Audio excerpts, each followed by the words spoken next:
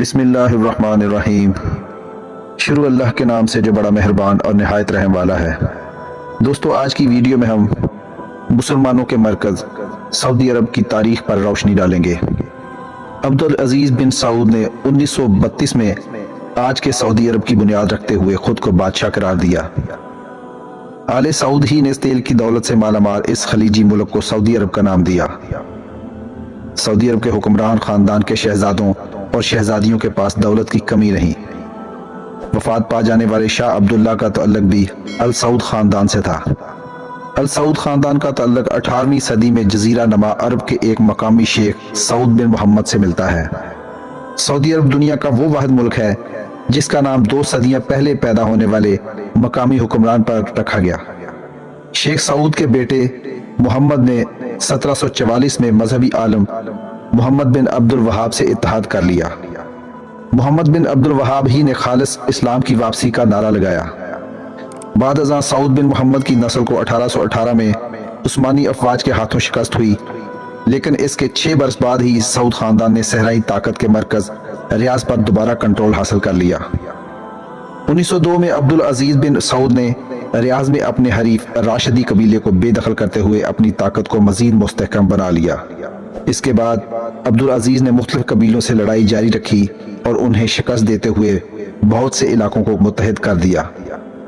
یہ سلسلہ جاری رہا اور 1913 میں خلیجی ساحل کا کنٹرول حاصل کر لیا۔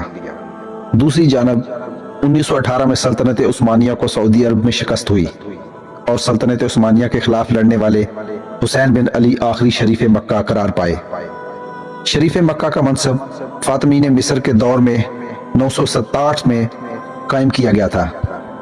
شریف مکہ کا منصب رکھنے والی شخصیت کی بنیادی ذمہ داری مکہ اور مدینہ میں عازمین حج و عمرہ کا انتظام اور انصرام ہوتا تھا۔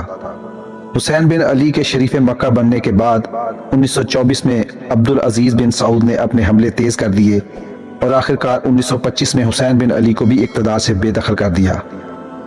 عبدالعزیز بن سعود نے 1932 میں آج کے سعودی عرب کی بنیاد رکھتے ہوئے خود کو بادشاہ قرار دیا۔ اس کے بعد عبدالعزیز بن سعود کی طاقت میں اس طرح بھی اضافہ ہوا کہ انہوں نے بہت سے قبائلی سرداروں کی بیٹیوں سے شادیاں کی۔ آج اس شاہی خاندان کے مجموعی افراد کی تعداد تقریباً 25,000 جبکہ اثر و رسوخ رکھنے والے شہزادوں کی تعداد تقریباً 200 بنتی ہے۔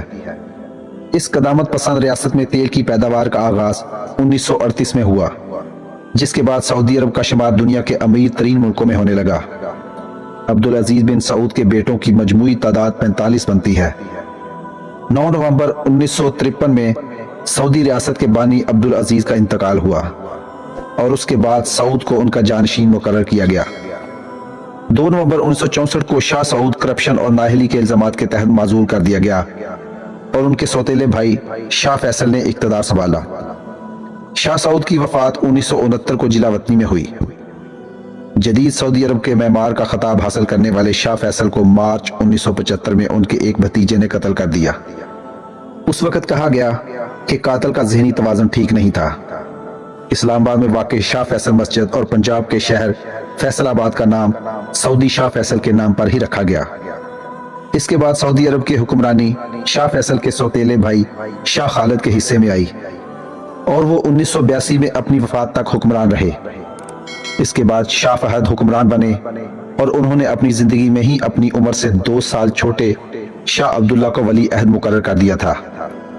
1995 میں شاہ فہد پر فالج کا حملہ ہوا، جس کے بعد عملی طور پر زیادہ تر فرائض شاہ عبداللہ ہی سر انجام دیتے رہے۔ 2005 میں شاہ فہد انتقال کر گئے اور ان کی جگہ شاہ عبداللہ نے لی۔ جمعہ کو انتقال کرنے والے شاہ عبداللہ کی جگہ ان کے سوتیلے بھائی سلمان بن عبدالعزیز نے لے لی۔ دوستو، ویڈیو اچھی لگی ہو تو چینل کو سبسکرائب کریں اور ویڈیو دوستوں کے ساتھ بھی شیئر کریں۔ اللہ تعالیٰ آپ کا حامی و ناصر ہو۔